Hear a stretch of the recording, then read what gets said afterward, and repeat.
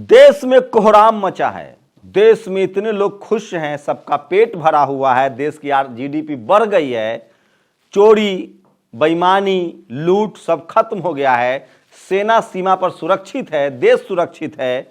और भारत में पता है बहस किस पर हो रही है? भगवा पर, वो भी एक गाने पर। एक फिल्म आ रही है पठान, शाहरुख खान उसमें हीरो हैं, दीपिका पादुकोण जो कि ब्राह्मण समाज से आती हैं वो हीरोइन हैं। उन्होंने भगवा कलर का बिकनी पहना है और एक गाना है, उसी को लेकर बवाल कटा हुआ है। तमाम संगठन जो हैं, आरएसएस से जुड़े संगठन, हिंदू संगठन, तमाम लोगों की भावनाएं आहत हो रही हैं और ये आज देश का राष्ट्रीय मुद्दा है। और इस पर अंजना ओम कश्यप जैसी पत्रकार, चित्रा त्रिपाठी सब बहस कर रही है। मैं बार बार आपको कहता हूं कि इस देश में टीवी और अखबार जो है ना, वो टूल किट है। दो बीजेपी आरएसएस के दो प्रचारक है, एक टीवी और एक अखबार। नमस्कार, मैं शंभू कुमार सिंह और आप देख रहे हैं नेशनल दस्तक। सोचिए, गैस सिलेंडर का दाम आपके घर में कम हुआ, आपके बच्चे का स्कूल जा रहा है टाइम पर। ये मैं सिर्फ एससी, एसटी, ओबीसी, माइनॉरिटी और गरीब लोगों से पूछ रहा हूं। आपका चूल्हा जल रहा है, आपकी आमदनी बढ़ी है, आप बीमार हो जाएंगे तो आपके लिए अस्पताल है। लेकिन टीवी अखबार को इससे मतलब नहीं है। वो बहस कर रहा है भगवा गाने पर, भगवा ड्रेस पर। मैं फिर कह रहा हूं, इस देश की बर्बादी के लिए अगर कोई जिम्मेदार है तो वो टीवी अखबार है।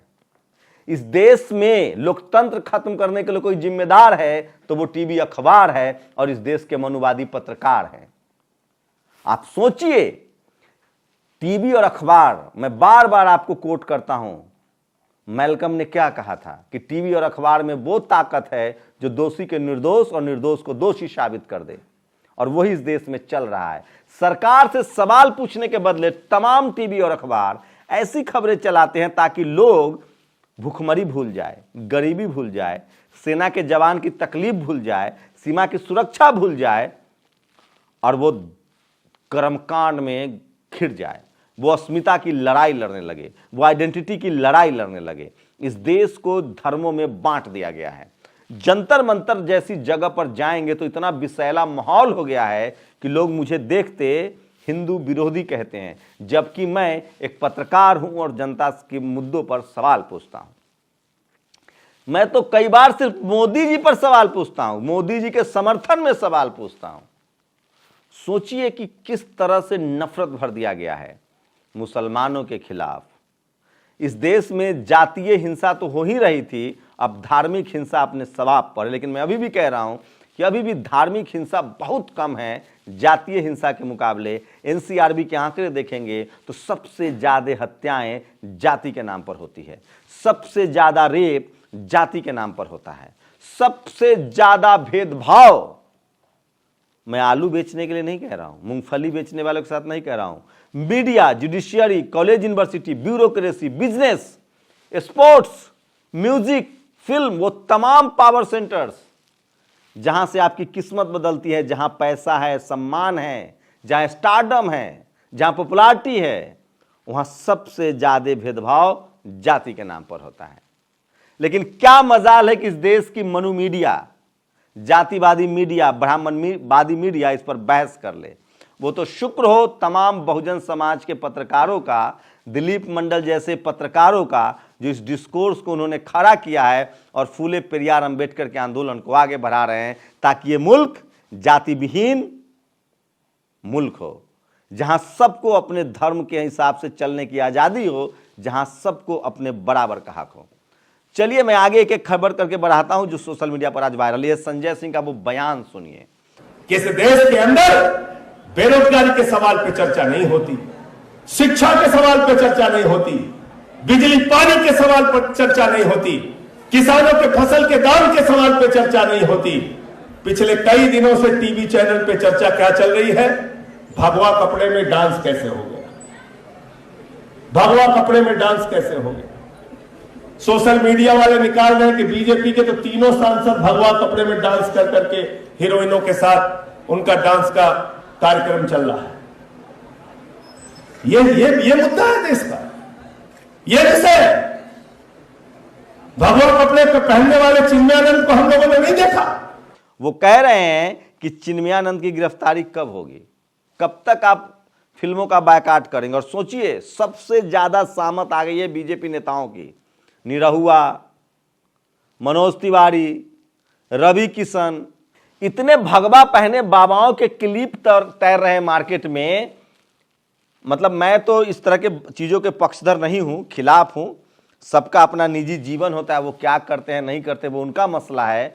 लेकिन भगवा चड्डी रामदेव का दिखा रहे हैं लोग, भगवा वो लंगोट पहनते हैं। तमाम हीरोइनों के साथ जो बीजेपी के नेताओं ने और हिंदुओं ने जो भगवे कलर में डांस कर रखा है, ये रवि किशन ने इसका डांस देखिए। वो रवीना टंडन का सबसे फेमस डांस मोहरा फिल्म का, वो भी भगवे कलर में है। तो तमाम भगवा कलर के चित्रों को दिखाया जा रहा है और उस पर लोग बात कर रहे हैं। तो सोचिए जानबूझकर, मैं फिर कह रहा हूं, कोरोना था तो मुसलमान जिम्मेदार था। मैं बार बार कह रहा हूं मुसलमान तो इस देश में बहाना है। जो मुसलमानों के खिलाफ आग उगले धर्म के नाम पर, उससे एक छोटा सा सवाल पूछिए, अगर वो सवर्ण है तो, भैया आरक्षण पर आपकी क्या राय है? जाति खत्म करेंगे? शादी ब्याह में धर्म देखते हैं कि जाति देखते हैं? बिलबिला जाएंगे। और सोचिए इस देश में एससी एसटी ओबीसी के लोग धर्म के नाम पर अपने ही पैर पर कुल्हाड़ी मार रहे हैं और वो उन मुद्दों पर पार्टियों के साथ हैं जिससे उनका हक अधिकार जा रहा है। लेकिन देर है अंधेर नहीं। जीतन राम मांझी ने कहा है कि वो जल्द ही धम्म का रास्ता अपनाएंगे, हिंदू धर्म का त्याग करेंगे। हिंदू धर्म मतलब वैदिक धर्म, मतलब ब्राह्मण धर्म छोड़ेंगे। बाबा साहब ने जो 1956 में सपना देखा था बौद्ध में भारत का, जो सम्राट अशोक का है, जो जरासंध का भारत है, जो चंद्रगुप्त मौर्य का भारत है, उस भारत की तरफ बढ़ने की बात कही है। और जीतन राम मांझी ने कहा कि वो बहुत जल्द ही बौद्ध धर्म में दीक्षा लेंगे। ये खबर कोई आपको नहीं बताएगा और इसलिए मैं बार बार कह रहा हूं कि सोशल मीडिया ही सच्चा मीडिया है, सोशल मीडिया ही बहुजन मीडिया। और सोचिए अनुज शर्मा अपनी चाची के उसने टुकड़े टुकड़े काट दिए, हम वीडियो भी नहीं दिखा सकते हैं। एक भी धार्मिक संगठन इसके खिलाफ नहीं बोलेगा।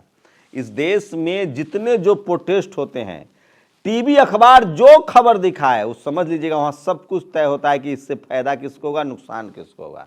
जैसे ही चुनाव आता है तो हिंदू मुसलमान होता है। किसी ने ठीक कहा है कि देश में चुनाव है, बॉर्डर पर तनाव है। सोचिए राहुल गांधी को कैसे प्रोपगेट किया जा रहा है। 1962 का युद्ध में भारतीय सेना ने अदम्य साहस दिखाया, बिना संसाधन के लड़े। रजिंगला के वो जवानों को कौन भूल सकता है। उसके बाद भी संसद में नेहरू की आलोचना हुई। मैं बार बार कह रहा हूं कि सत्ता से सवाल पूछना सेना से सवाल पूछना नहीं है, ये आपको बहकाया जा रहा है। और ये सोचिए जेबर कोतवाल के बिगड़े बोल, ग्रेटर नोएडा गायब लड़की के बरामद करने पर तो यूपी में पुलिस वालों का आंकड़ा आया है कि सबसे ज्यादा पुलिस कस्टडी में मौत यूपी में हो रही है। इस पर कोई बात नहीं करेगा। यूपी के कानपुर इलाके में व्यापारी बलवंत की मौत पुलिस की बर्बरता की प्रकाष्ठा है। सोचिए इस देश में कोई अमीर आदमी जब पुलिस के हिसाब से मर जाता है कस्टडी में तो सब चर्चा करते हैं, टीवी अखबार। कोई गुप्ता एक बेचारे होटल में मार दिए गए थे, वो भी गलत है। लेकिन सोचिए इस देश में गरीब लाचार एससी एसटी ओबीसी की जिंदगी की कोई कीमत नहीं है। मोदी सरकार ने दिल्ली हाईकोर्ट को बताया अग्निवीर सेना के सिपाहियों को सलाम करना होगा। अगले 10 वर्ष के भीतर सेना में सिपाही के पद पर सीधी भर्ती नहीं होगी, केवल 4 वर्षों के लिए अग्निवीरों की होगी।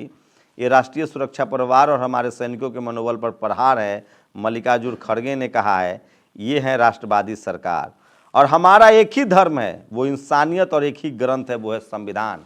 ये मैं नहीं कह रहा हूँ, इस देश के कुछ चुनिंदा टॉप क्लास के टीचर में से एक विकास दिव्यकृति कह रहे हैं, जो खुद ब्राह्मण समाज से है। मध्य प्रदेश के रतलाम में तो अजूबा हो गया। 2010 में दंगा होता है, अब जाके उसका फैसला आया है। आपको पता है 35 मुसलमानों को सजा सुनाई गई है, जिसमें ऐसे मुसलमान हैं जिनकी उम्र अभी 24 साल है। अब बताइए कि जो मुसलमान जिसकी उम्र अभी 24 साल हुई है वो 10 साल पहले कितने साल का होगा? 12 साल का। तो 9, 10, 12 की होगी। क्या 10-12 साल का बच्चा कोई दंगा कर सकता है? इस तरह के फैसले आ रहे हैं। तो सोचिए पहले जाति देखकर फैसले होते थे, अब धर्म देखकर फैसले हो रहे हैं। इस तरह के आरोप हैं। और कृष्णकांत ने ये तस्वीरें शेयर की। उनका कहना है कि बेशर्मों, सेना की बहादुरी और शौर्य के पीछे अपनी कायरता कब तक छुपाओगे? और अरुणाचल में भारतीय जमीन पर कब्जा हो गया है, मुझे नहीं पता। और सोचिए सुप्रीम कोर्ट में हलफनामा देकर सरकार ने कहा है कि जो मौतें हो रही हैं एक हार्ट अटैक से, बस में बस ड्राइवर की, जिम में मौत हो रही है, सड़क पर मौत हो रही है, शादी में नाचते नाचते मौत हो रही है, उन सब मौतों के लिए जिम्मेदार नहीं है। लेकिन एक बाइट मैं आपको सुनाऊंगा। जब सीरम इंस्टीट्यूट के आधार पूनावाला ने भागकर लंदन में कहा था कि अगर सच बोला तो मेरी गर्दन उतार दी जाएगी, क्या था वो सच? क्या सचमुच वैक्सीन से जान जा रही है? क्या छुपा रहे थे आधार पूनावाला? क्यों भाग गए लंदन? क्या वो भारत आएंगे? सबसे बड़ा सवाल है। और जाते जाते ये तस्वीर देख लीजिए, दीपिका और शाहरुख, यही वो तस्वीर है जिसको लेकर बवाल है। और किसी ने सच ही कहा है, 4700 साल पहले का नरकंकाल मिला है, पता है कहां? राखीगढ़ी में। किसी ने सच ही कहा है कि अगर सीए एनआरसी भारतीय की पहचान ही करनी है तो सबका डीएनए 4700 साल पहले मिले नरकंकाल से कराओ। जिसका डीएनए मिल गया वो भारतीय, जिसका नहीं मिला वो विदेशी। बस मैं बता दूं कि बाबा साहब ने बहुत पहले ही कहा था कि जो जिस देश में रहता है वो उस देश का नागरिक है। ये देसी विदेशी का फॉर्मूला बाल गंगाधर तिलक का है। उन्होंने किताब लिखा था वेदास कम फ्रॉम अंटार्कटिका। आप लोग अपनी प्रतिक्रिया जरूर दीजिए। शुक्रिया। नेशनल दस्तक की आपसे गुजारिश है कि अगर इसको बचाना चाहते हैं तो नेशनल दस्तक को सब्सक्राइब करने के लिए रेड कलर के सब्सक्राइब बटन को दबाएं, फिर बेल आइकन की घंटी दबाएं। नेशनल दस्तक को बचाने के लिए बहुत जरूरी है कि हर खबर को शेयर करें, लाइक करें, कमेंट जरूर करें।